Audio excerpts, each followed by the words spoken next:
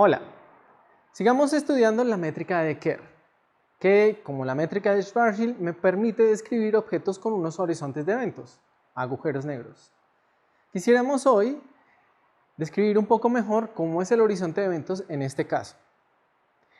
La vez pasada establecíamos que habían tres posibilidades, una que llamábamos agujeros negros extremos, que vamos a arrancar estudiando por ahí, los subextremos y los que estarían por encima de esa cota, que definíamos como no físicos.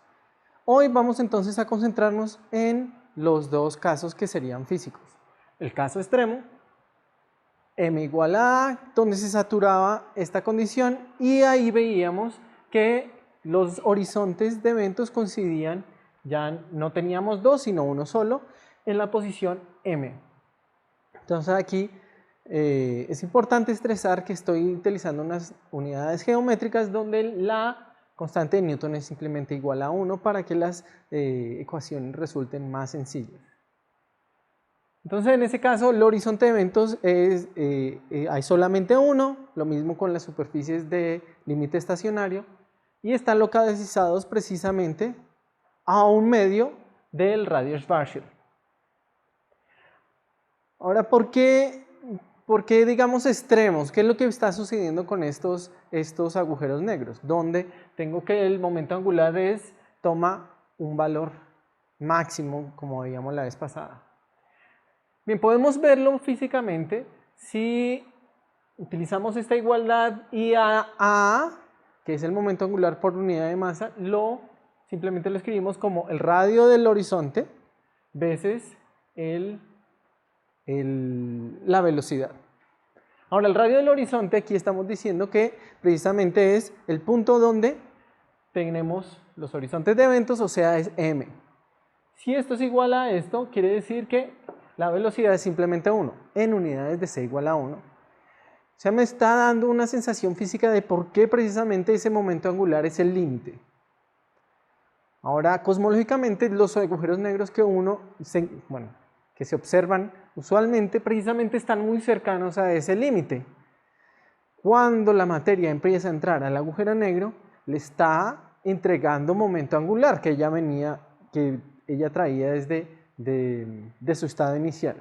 Si hay un momento angular, entonces empieza a aumentar el momento angular del agujero negro, pero debe haber una cota precisamente, aquí la entendemos físicamente, en el sentido que los agujeros negros extremos tienen prácticamente un límite debido al límite de su rotación.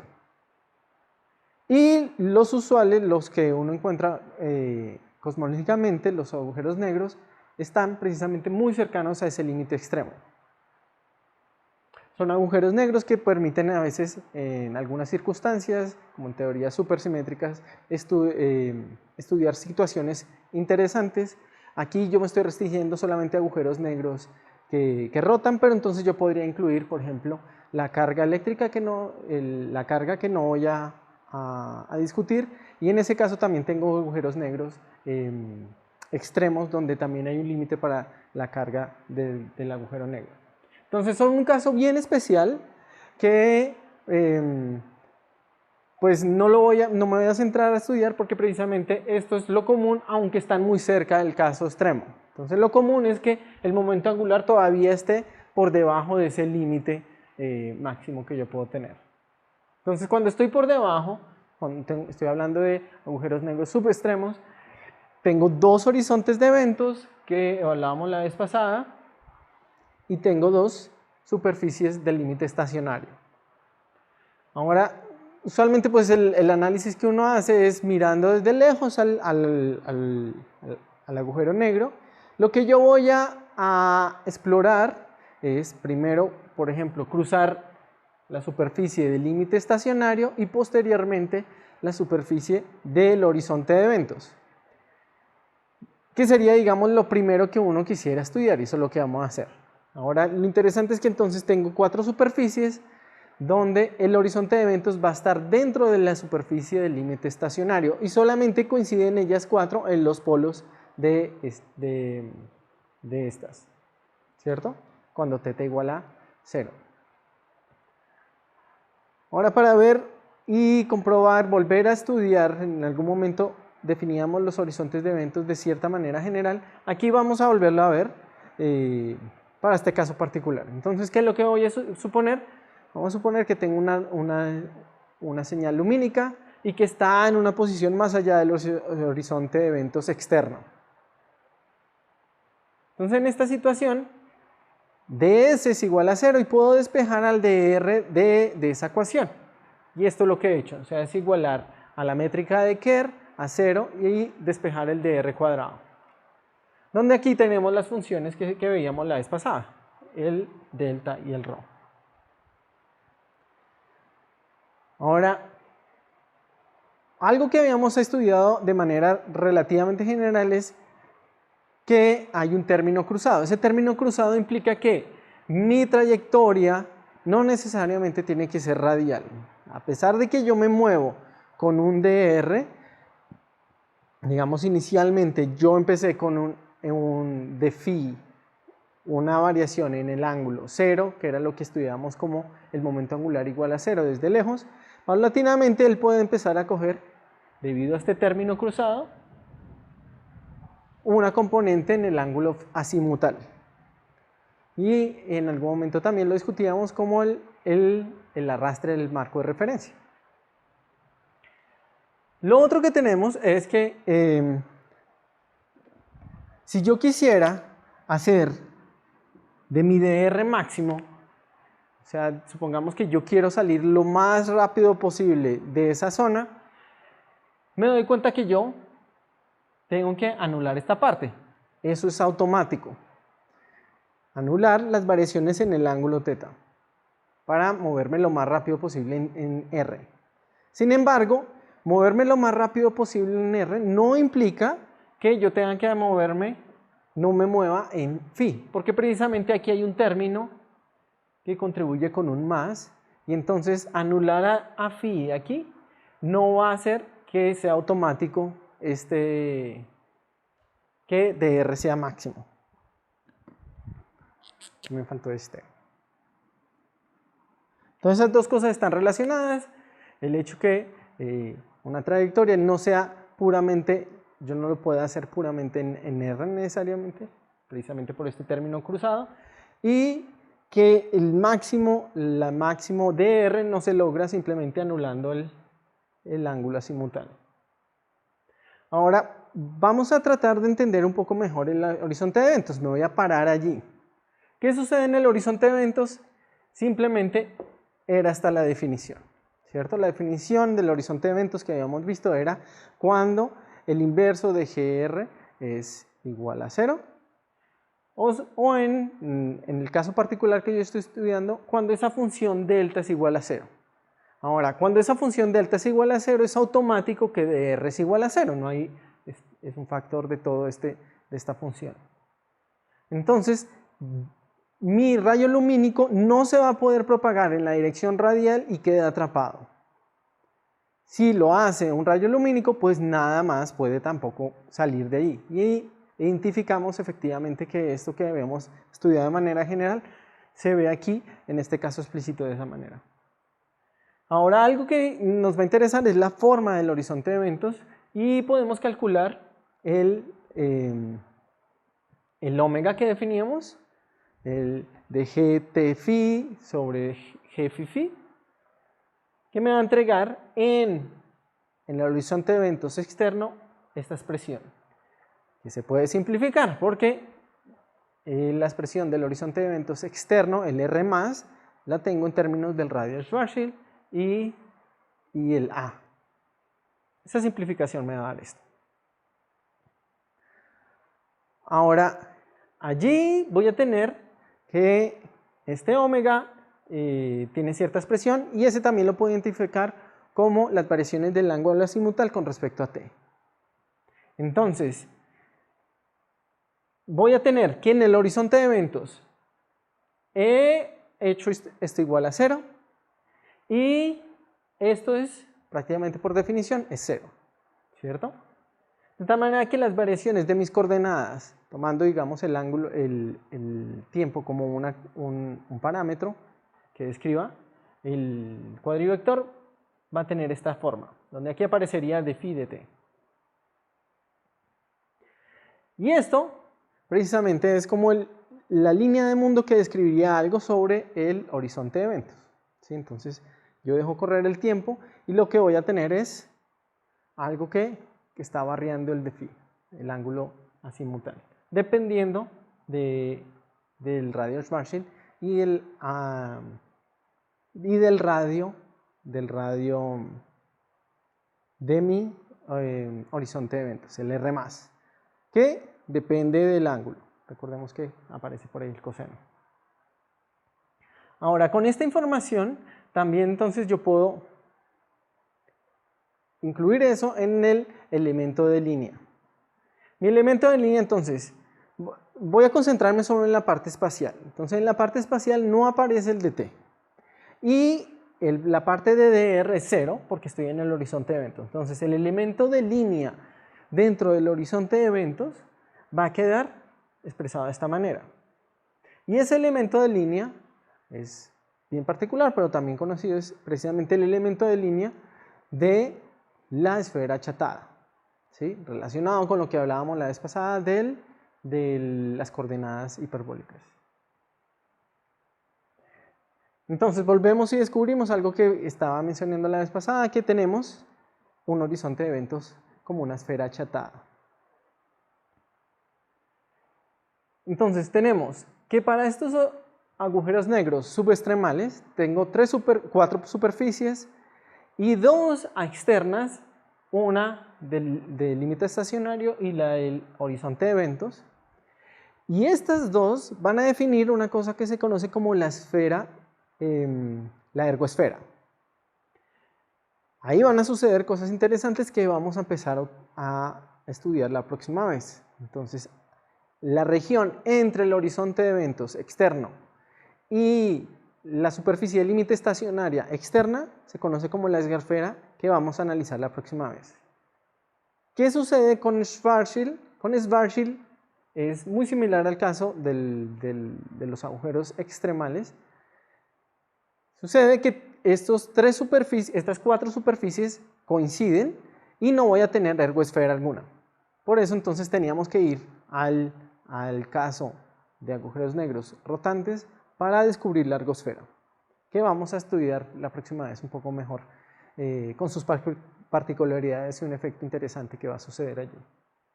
Ahora, por ahora, ya teniendo esto, ya conociendo esto, una pregunta interesante que surge cuando uno estudia agujeros negros es precisamente el área de su horizonte de eventos. Aprovechando que ya tenemos una expresión un poco más general que la que teníamos con el agujero negro de Schwarzschild, vamos a hacer ese cálculo de el área de un agujero negro. Cuando a uno le dicen cuál es el área del agujero negro, en definición es simplemente el cálculo del área del horizonte de eventos. Ahora, aquí lo que tengo que hacer es pararme precisamente en el horizonte de eventos externo y calcular el área. Pero entonces recordemos que hay una métrica inducida que hace que la integral de d θ de phi no me dé simplemente el resultado euclídeo, ¿cierto? Entonces, aquí tengo que tener en cuenta la métrica inducida, y ahí este es simplemente el determinante de la métrica inducida. Entonces aquí me devuelvo para ver cuál es el determinante de esta métrica, de ese elemento de línea. Entonces este es el determinante que me queda de esta manera, pero de la misma manera que aquí habíamos hecho este cambio de aquí a acá, que uno puede simplificar para expresar esto en términos del radio del horizonte de eventos y el radio de Schwarzschild, esto me queda esta expresión.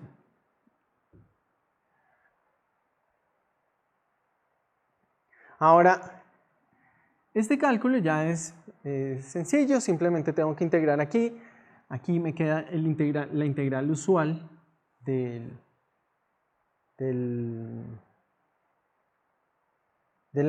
ángulo sólido, al 4pi, y aquí tengo el RS. Ellos ya no dependen del coseno, de los tetas, ¿cierto? Si yo expreso entonces ahora estos señores en términos de la masa y del momento angular, voy a tener una expresión que es, digamos, importante para la mecánica de agujeros negros, que es el área de un agujero negro rotante. Va a estar en términos de la masa y el momento angular. Nuevamente estoy trabajando en unidades geométricas donde precisamente se simplifica enormemente la expresión como tal. ¿Sí? Hay factores por ahí que simplifican la expresión. Entonces aquí ya estoy hablando del momento angular, no por unidad de área como venía haciendo acá. Esta expresión nos va a permitir descubrir algo interesante, que voy a hacerlo de una vez sin tener completa conocimiento de lo que me va a implicar. Tomemos el área de mi agujero negro, que depende de la masa y del momento angular, y calculemos la variación. La variación es simplemente cómo va a cambiar el área si yo varío esos parámetros, la masa y el momento angular. Aquí también me faltó un J.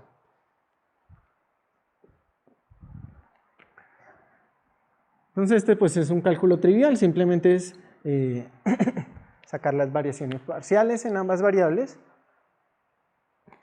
y me queda una expresión bien sencilla, donde la he dejado en términos de la frecuencia angular, el de phi de teta, de phi de t, en el horizonte de eventos. Esta. Entonces esta expresión hasta ahí no nos está diciendo nada, simplemente pues no tiene ninguna gracia, simplemente coger esto y ver las variaciones parciales cuando yo varío uno u otro parámetro. ¿Qué es lo que me está diciendo ahí? Si yo al agujero negro simplemente le entrego más masa, él va a aumentar su área, ¿cierto? Meterle más cosas va a hacer que aumente su área. Pero si yo le entrego momento angular, el área va a reducirse debido a este signo, ¿cierto? Entonces esa relación lo que me dice es que más masa aumenta el área, mientras que darle más momento angular va a reducir su superficie, su área. Ahora, la próxima vez, cuando empecemos a estudiar la ergosfera, vamos a encontrar una conclusión. Y es que las variaciones de la masa, cuando ustedes le entreguen masa al agujero negro, necesariamente tiene que ser una cantidad mayor o igual a la cantidad de momento angular que ustedes les den multiplicado por la frecuencia del horizonte de eventos. Entonces, si esto es cierto, que es lo que vamos a ver la próxima vez, entonces vemos que esta cantidad que está aquí es positiva definida. Lo mismo acá, donde siempre el J lo estamos definiendo como positivo. ¿Listo? Encontramos entonces que el área de un agujero negro, por procesos clásicos como los que vamos a estudiar la próxima vez, no puede disminuir. O sea, si ustedes cogen algo y lo tiran al agujero negro, necesariamente el área del agujero negro tiene que aumentar. O si yo tomo dos agujeros negros y los hago colapsar entre ellos para formar un agujero negro más grande, yo sé que el área de ellos dos, del agujero negro resultante, va a ser mayor a las áreas originales de los agujeros negros. Es un resultado cuya demostración formal es un poco más complicada, pero aquí ya tenemos algunos indicios de unas luces de esta idea, que es tan crucial que incluso tiene nombre. Se le conoce como la segunda ley de la mecánica de agujeros negros, a veces también de la termodinámica de agujeros negros. ¿Cómo así? Diego, nos saltamos la primera. ¿Qué pasó con la primera? Bien, sucede que, si se dan cuenta, esta relación aquí es bien fuerte. Estamos diciendo que nada, nunca va a ir hacia atrás, nunca va a decrecer. Y hay otra ley de la física que también tiene una expresión igual, que es precisamente la segunda ley de la termodinámica, que me dice que la entropía no puede disminuir en un sistema cerrado. Precisamente de aquí, Bekenstein en algún momento empezó a pensar que el área del agujero negro podía tener por lo menos una analogía con la entropía.